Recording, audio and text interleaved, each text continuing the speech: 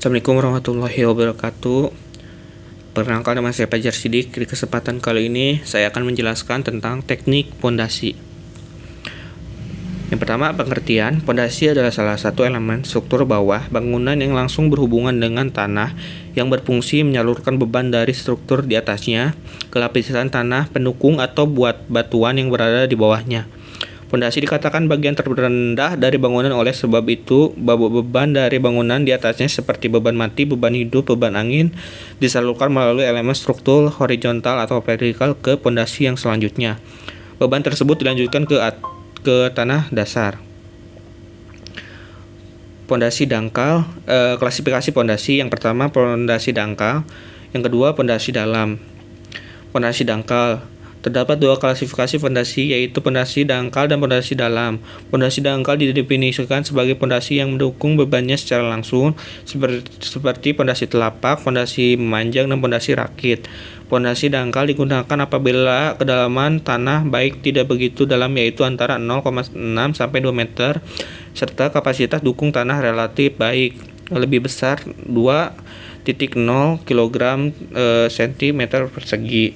Secara umum, pondasi dangkal memberikan biaya lebih murah dibandingkan jenis pondasi lainnya. Untuk perencanaan dimensi secara langsung dapat dilengkapi dengan rumus D/B 1-4, di mana D kedalaman pondasi diukur dari alat pondasi sampai permukaan tanah, B lebar alas pondasi, sedangkan luas alas pondasi dihitung sedemikian rupa sehingga tekanan yang terjadi pada tanah dasar tidak melampaui kapasitas dukung izin tanah.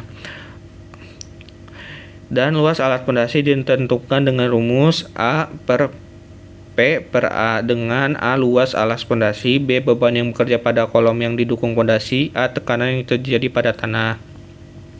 Pondasi dalam. Pondasi dalam didefinisikan sebagai pondasi yang meneruskan beban bangunan ke tanah keras atau batu yang terletak relatif jauh dari permukaan. Pondasi tiang pancang dan pondasi semuran merupakan pondasi dalam yang umum digunakan di lapangan, kecuali proses mobilisasi kendaraan dengan medan yang cukup sulit. Penggunaan bor pile sebagai alternatif penggunaan pondasi dalam. Pondasi dalam digunakan jika lapisan tanah keras atau lapisan tanah dengan daya dukung yang memadai berada pada kedalaman tanah yang cukup dalam dari permukaan dan pada lapisan tanah atas berupa tanah lunak, sehingga mengharuskan pondasi dipancang mencapai lapisan tanah keras tersebut.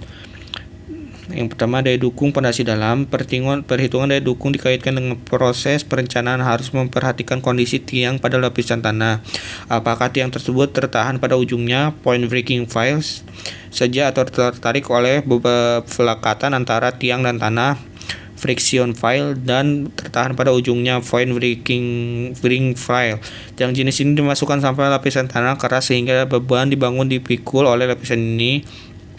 Lapisan tanah keras ini boleh terdiri dari bahan apa saja, meliputi lempung keras sampai ke batuan tetap. Penentuan daya dukung dilakukan dengan melihat jenis tanah apa yang terdapat dalam lapisan tanah keras tersebut. Jika lapisan tanah keras merupakan batu keras, maka penentuan daya dukung menjadi mudah, yaitu menghitung kekuatan tiang sendiri atau dari nilai tegangan yang diperoleh pada bahan tiang. Jika lapisan tanah keras yang berupa lempung keras atau pasir, maka daya dukung tiang amat yang tergantung pada sifat lapisan tanah tersebut, terutama kepadatannya. Dalam hal ini, cara yang baik dan sederhana untuk maksud ini adalah dengan alat sondir. Macam-macam contoh tipe pondasi. Jenis pondasi dan bentuknya sendiri ditentukan oleh faktor tertentu seperti berat beban bangunan yang ditopang, atau bisa juga oleh faktor keadaan tanah di sekitar area yang akan dibangun pondasi. Lebar pondasi juga ditentukan oleh berat bangunan yang akan ditopang. Jika keadaan tanah di sekitar area pondasi tidak rata atau memiliki kemiringan sampai melebihi 10%, maka pondasi biasanya akan disesuaikan dengan keadaan tanah tersebut, yaitu dibuat rata atau dibentuk bertangga dengan bagian bawah dan atas sama rata. Yang pertama, pondasi telapak. Yang dua, pondasi memanjang batu kali. Yang ketiga, pondasi rakit rough. Yang keempat, pondasi sumuran. Pondasi telapak adalah pondasi yang terdiri sendiri dalam mendukung kolom, merupakan alat pondasi struktural yang mendukung untuk mengatasi beton individual, yaitu beban yang langsung dialirkan dari kolom pondasi telapak ini.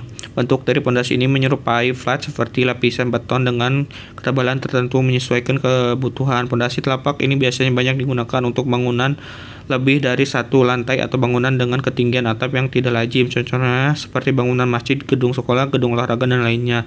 Komposisi untuk membuat pondasi telapak diantaranya semen, pasir, air bersih, dan tulangan yang dirangkai, kerikil, dan kayu untuk mencetaknya. Walaupun masuk dalam pondasi dangkal, namun jenis pondasi ini juga cukup cocok untuk bangunan dengan pondasi dalam, tentunya dengan spesifikasi yang disesuaikan. Pondasi memanjang batu atau batu kali adalah pondasi yang digunakan untuk mendukung dinding memanjang atau digunakan untuk mendukung sederet kolom yang berjarak dekat, sehingga bila dipakai pondasi telapak, sisi-sisinya akan berimpit satu sama lain. Bentuk pondasi ini secara gambar detail pada pondasi adalah trapesium, namun tak jarang kita temui di lapangan jenis pondasi batu kali ini berbentuk kotak. Pondasi ini selain menggunakan batu kali juga bisa menggunakan batu pecah sebagai pengganti, mengingat semakin susahnya untuk mendapatkan batu kali sekarang.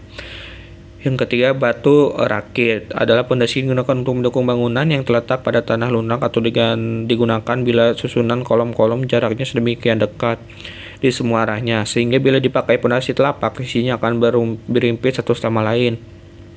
Kelebihan dari pondasi ini banyak sekali, diantaranya untuk mengurangi penurunan yang terjadi di area tertentu. Berat beton akan mengimbangi jumlah beban yang harus dipikul sehingga bisa rata ke semua pondasi.